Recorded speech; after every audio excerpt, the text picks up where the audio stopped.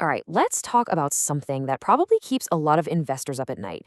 Why do some of the smartest people in the world, people running massive companies, sometimes make financial decisions that are just, well, disastrous?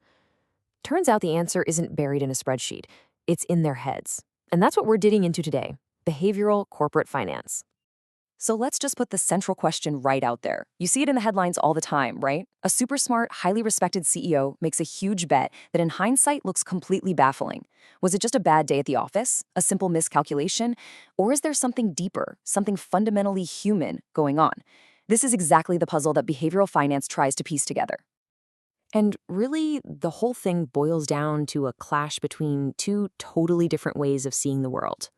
On one side, you've got your traditional finance theory. It's clean, it's mathematical, and it imagines managers are basically flawless human calculators, always making the perfect rational choice to maximize value. But then there's reality. The behavioral view, which accepts that executives, no matter how brilliant, are still human. And that means they're prone to all the same biases and mental shortcuts as the rest of us.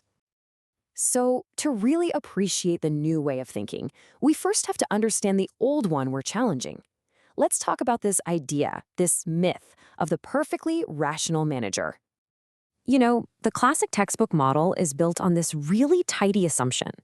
Managers get objective data, market reports, financial statements, and from that, they make these flawless, logical decisions, all in the name of maximizing shareholder value. It's a neat model, on paper, but it completely leaves out the messy, unpredictable, and frankly, powerful force of human psychology.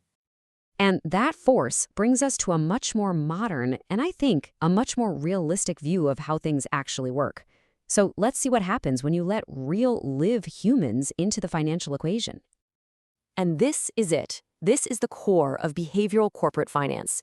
It's not about throwing out all the old models. Think of it more like adding a crucial, missing ingredient. It's the study of how a manager's own mind, their feelings, their gut instincts, their built-in cognitive biases, directly shapes the biggest, most important financial decisions a company will ever make. And look, this isn't just some fringe idea. It was really brought into the mainstream by researchers like Malcolm Baker, Richard Ruback, and Jeffrey Wergler. These are the folks who did the hard work, who gathered the evidence, and who really proved that corporate decisions aren't just about the numbers. They are fundamentally shaped by the weird, wonderful, and sometimes frustrating quirks of the human mind. Okay, so what exactly are these quirks? Let's get specific.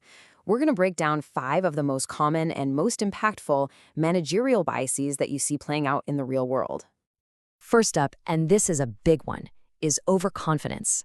This is that tendency for managers to believe they know a little more than they actually do, or that their skills are just a bit sharper than everyone else's.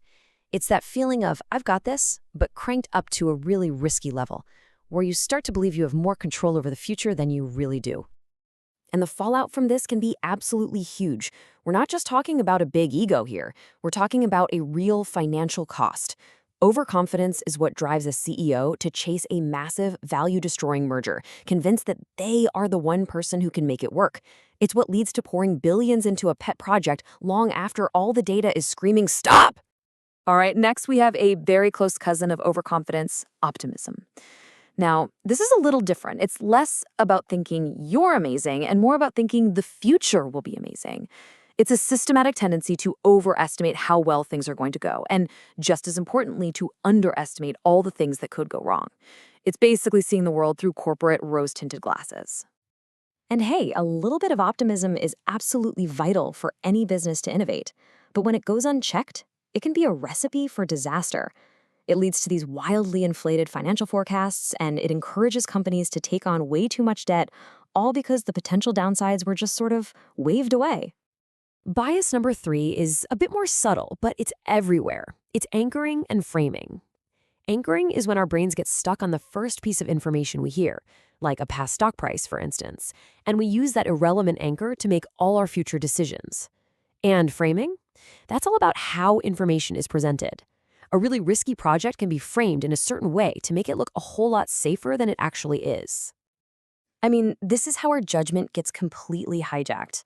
A manager might refuse to sell a business for a perfectly fair price today simply because they're anchored to what it was worth 5 years ago. Or a team might frame a risky new venture by only showing the absolute best case scenario, tricking everyone into a bad investment. Okay, bias number 4 is something we can all relate to. It's basically corporate peer pressure, and it's called herd behavior. This is what happens when managers stop doing their own homework, their own independent analysis, and instead, they just follow the crowd. They do what their competitors are doing, working on the assumption that, well, if everyone is doing it, it must be the right move. And this is how a single simple bias can blow up into an economy-wide problem. When entire industries start hurting, every company chasing the exact same trend, the same kind of acquisition, you get these huge speculative bubbles, like the dot-com boom. And we all know what comes next, an inevitable, and often very painful, crash. And our final bias for today is an incredibly powerful one, loss aversion. Psychologically, it's been proven that the pain of losing something feels way more intense than the pleasure of an equal gain. In the business world, this means managers will do almost anything to avoid admitting a mistake and actually booking a loss, even when cutting their losses is clearly the smartest financial move they could make. What does this look like in practice? It's the classic sunk cost fallacy. You see managers pouring good money after bad, throwing more and more resources into a failing project just to avoid the pain of admitting it was a failure. This kind of thinking can delay essential restructuring and drain a company's resources for years. So we've gone through all these biases that bubble up inside a manager's head. But how do they actually interact with the outside world? Let's look at the two main ways this whole drama plays out: the manager versus the market. So behavioral finance really looks at this from two angles. The first is what we've been focused on, irrational managers, where their own internal biases lead them to make poor decisions for the company. But there's a whole other side, irrational investors.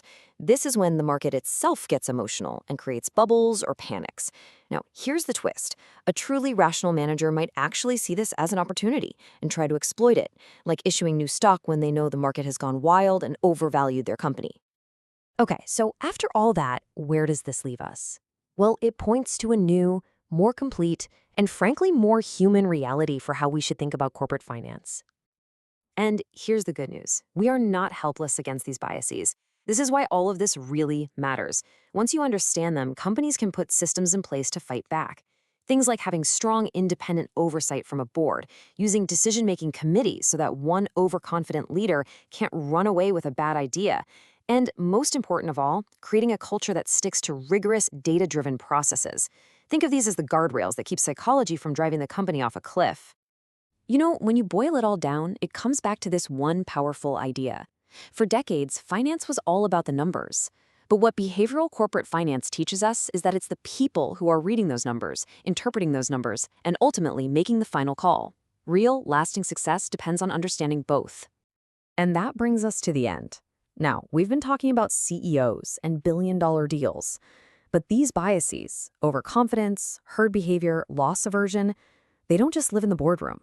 They affect all of us in our own lives every single day. So the final question I'll leave you with isn't about them, it's about you. Which of these biases might be quietly shaping your own decisions?